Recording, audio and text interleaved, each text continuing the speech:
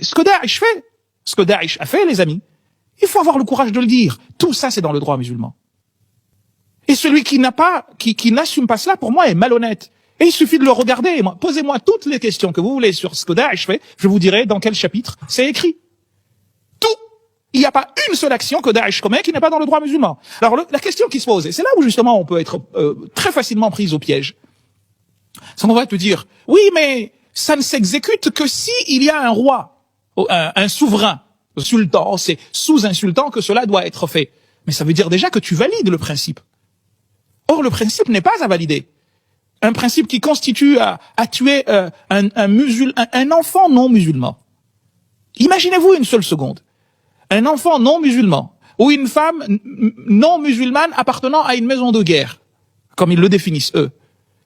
Tu as le droit, en cas de famine extrême, tu as le droit de les tuer et les manger. Oh! Ça, c'est l'imam al-Nawawi qui te dit ça dans le Rawda. Et dans le Majmoua. Faut arrêter le cirque à un moment donné. Et te dire que non, c'est pas l'islam, ça. Parce que si tu ne dis pas cela, ben ça laisse aux autres la possibilité de venir et de faire n'importe quoi.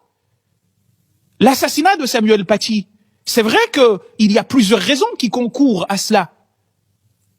Psychiatriques, certainement. Sociologiques, certainement. Éducatives, certainement.